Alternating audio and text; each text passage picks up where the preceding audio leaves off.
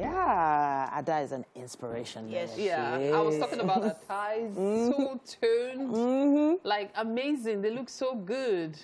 I just wish it was that easy. That's years of hard work. Yes. It's easy. It's easy. It's more eba. Wow. It's more pounded yam. Wow. Yes. Definitely not.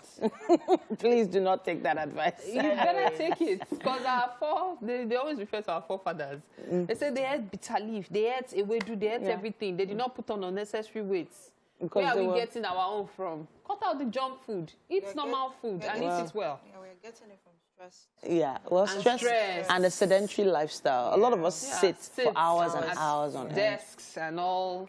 But I was going to say that women are doing a lot of the office work now and earning. Yes, they're doing a lot of the office work now. They're sitting down a lot more. You know, women were a lot more like housebound back in the day. But then also they were going to the farms. Were women housebound?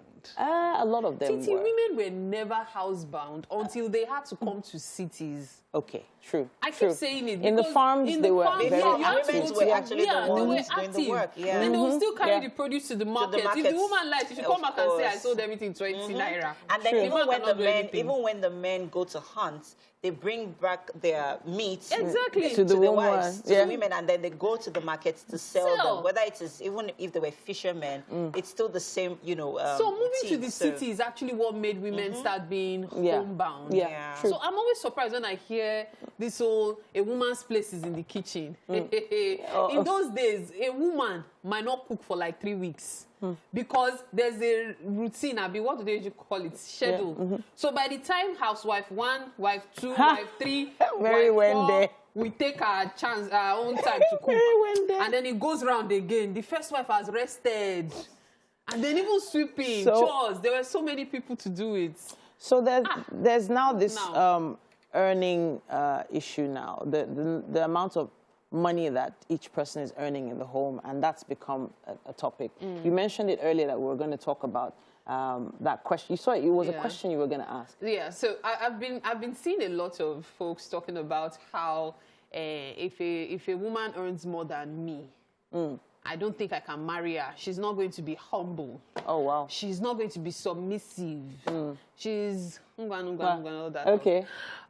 And then I'm not looking at it from a woman's perspective, because every time it's always, many folks think it's all about the male gender.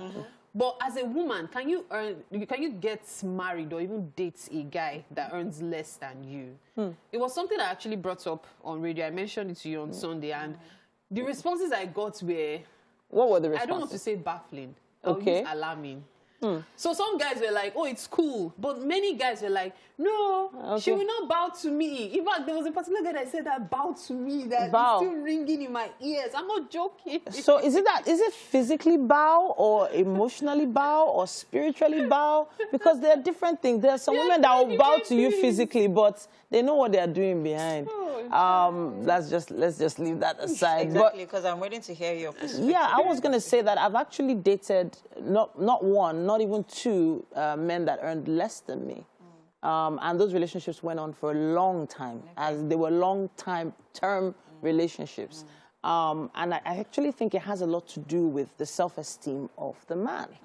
And there's a lot of complexes that have been developed from childhood, basically what they've seen their parents do, what they've seen their friends, colleagues do to their significant others. So I don't think it's really about the money. I think it's about the person involved. So the question now is, oh, did I stay with those people? Well, hey, I stayed for a long time. Would have contributed to you guys breaking up? Somebody watching this right now, it wasn't financial. Whether you're a man, it wasn't financial. Someone watching this right now, whether you're a man or a woman, is in this shoe right now, and they're like, so they can relate. But the issue here is what breeds disrespect to the man, as the man, is when, so there's nothing wrong with being broke, but being comfortable with being broke That's is where the problem issue is, really. It's not about the... So because that would definitely at some point breed disrespect. It's the way people say, it's the way I hear some people say, I can't marry a broke man. So there's one thing marrying a broke man, and then there's another thing marrying a man that you feel is full of potential, that you feel that... Because at the end of the day, we all need each other. We all need that support. Like I always tell some people that people are there in your lives for different reasons. To compliment you, to support you, to teach you life lessons. It's not left for you to decide on how you want that relationship, how you want to treat that relationship. But either ways, people are there to, compliment you. Do you understand? So if you're in a relationship now and you have somebody who, maybe a female, you have a guy who earns lesser than you, the fact remains that if that relationship is going to break up, it's going to be about so many other factors, and it's less likely because of financial. But guess what? When the man is going parroting around about what cost it, and she was proud. I said to one man when on radio that day, I was like, have you thought about the fact that this thing of you people saying women can be very houty when they're earning money? Do you know some women will still be houty even when you earn more than them? This conversation, we cannot exhaust it. I'd love to know your opinion, though. Now, would you be in a long-term relationship or even marry someone that earns less than you as a woman? As a woman, let us know on all our social media platforms at CVC Connect. We have to go on a quick break now, people. Stay with us. We'll be right back.